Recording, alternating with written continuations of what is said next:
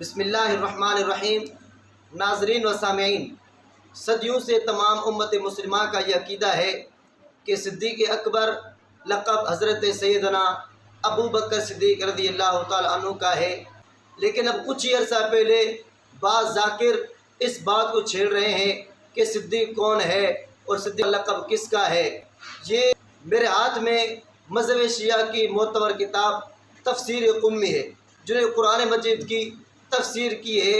میں آپ حضرات کے سامنے شیعہ کتب کے حوالے سے بات ثابت کروں گا کہ صدیق اکبر لقب حضرت سیدنا ابو بکر صدیق رضی اللہ تعالیٰ عنہ کا ہے۔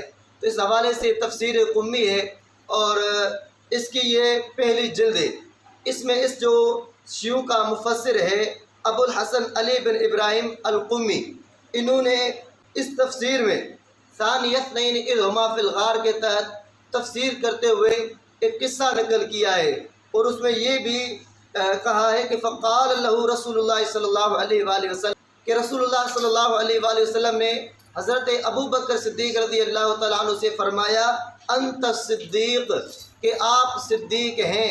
دیکھیں مفسر شیعوں کا ہے، زبان رسول اللہ صلی اللہ علیہ وآلہ وسلم نقل کر کے کہتا ہے کہ حضور اکرم صلی اللہ علیہ وآلہ وسلم نے غار کے اندر حضرت ابو بکر صدیق رضی اللہ تعالیٰ سے فرمایا انت صدیق، آپ صدیق ہیں۔ اسی طرح میرے ہاتھ میں یہ مذہب شیعہ کی معتبر کتاب رجال کشی ہے، شیعوں کا مصنف ہے۔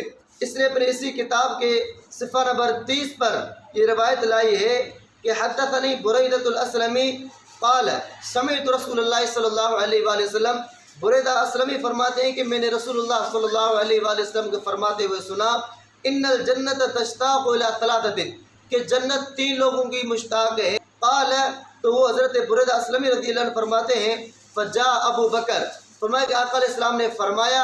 اب وہ 3 لوگ کون ہیں؟ آقا علیہ السلام نے کوئی اس کی تشریح نہیں فرمائی، تو حضرت ابو بکر صدیق رضی اللہ تعالیٰ سے دوران آ گئے تو فقیل له، تو لوگوں نے حضرت ابو بکر سے کہا صلی اللہ علیہ وآلہ وسلم کا زمانہ ہے، حضرت علی المرتضیٰ شیر خدا رضی اللہ تعالیٰ عنہ کا زمانہ ہے کہ ان کی موجودگی میں بھی لوگ حضرت ابو بکر صدیق رضی اللہ تعالیٰ عنہ کے فرما رہے ہیں کہ آپ صدیق ہیں۔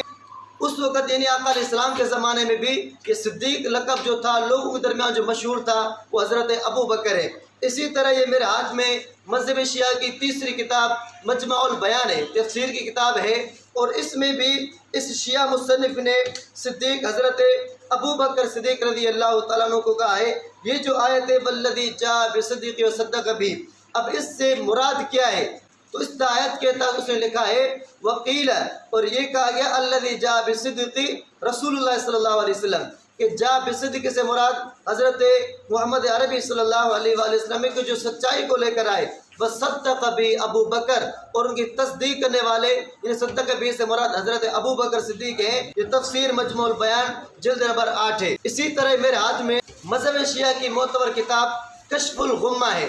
اس کشف الغمہ کے جو مصنف ہیں معتبر شیعہ مصنف ہیں، انہوں نے بھی اپنی اسی کتاب میں جو صدیق لقب نقل کیا ہے حضرت ابو بکر صدیق رضی اللہ تعالیٰ عنہ کے لیے نقل کیا ہے۔ یہ فرماتے ہیں سألت ابا جعفر، ایک شخص آیا عروہ بن عبداللہ، وہ فرماتے ہیں کہ میں نے امام باقر علیہ السلام سے پوچھا عن حلیت السیوف، کہ کیا تلوار پر چاندی وغیرہ سے یعنی اس کو آراستہ کیا جا سکتا ہے؟ فقال، تو امام باقر فرمایا کہ لا بأس به، اس میں کوئی حرج نہیں ہے کہ تلوار پر آپ چاندی چڑھا سکتے ہیں۔ قد حلا، اب دیکھیں کہ امام باقر رحمۃ اللہ علیہ نے دلیل کیا دی ہے۔ عام طور پر جب کوئی حوالہ مسئلہ پیش کیا جاتا ہے مسئلے کی دلیل چاہیے ہوتی ہے کہ بھائی اس نے بھی کیا تھا، رسول اللہ نے کیا تھا، یا قرآن میں ہے یا حدیث میں، لیکن یہ معصوم شیعوں کا معصوم امام باقر رحمۃ اللہ علیہ اس نے جو دلیل پیش کی ہے فرمایا کہ تلوار پر چاندی چڑھانا جائز ہے۔ دلیل کیا ہے؟ قد حلا ابو بکر صدیق سیفہ، دلیل یہ ہے کہ حضرت ابو بکر صدیق رضی اللہ تعالیٰ نے اپنی تلوار پر یہ چاندی چڑھائی تھی۔ تو دیکھیں امام باقر رحمۃ اللہ علیہ نے اپنا جو آئیڈیل اور نمونہ بنایا حضرت ابو بکر صدیق کو بنایا کہ اس نے اپنی تلوار پر بھی اس طرح کا چاندی چڑھائی تھی۔ جب انہوں نے چڑھائی تو پتہ چلا کہ جائز لہٰذا تم بھی چڑھا سکتے ہو۔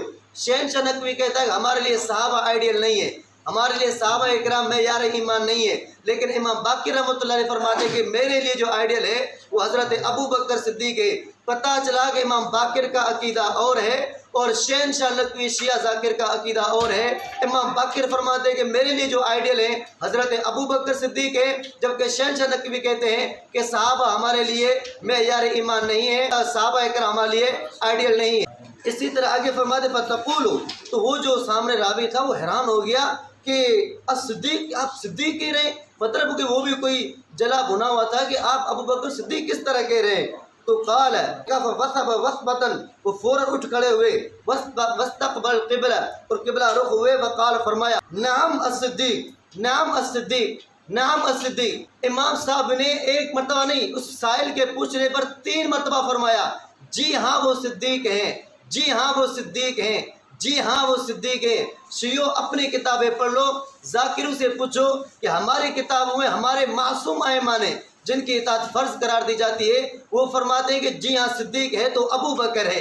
मसले का हल भी पूछना है, दलील इमाम हज़रत अबू बकर सिद्दीक रज़ी अल्लाह तआला की, वहाँ सिद्दीक भी का रज़ी अल्लाह तआला अन्हु भी का। और आगे जब उसने रावी को तो तकलीफ़ हुई, वो कोई इस तरह मातमी था, उसने कहा आप सिद्दीक कहते, फरमाया जी हाँ वो सिद्दीक हैं, जी हाँ वो सिद्दीक हैं, जी हाँ वो सिद्दीक हैं। नाज़रीन, शियों की मोतबर किताब 4 किताबें मैंने आप हज़रात के सामने पेश की, चारों किताबों ने ये कहा कि सिद्दीक लक़ब है तो अबू बकर का है।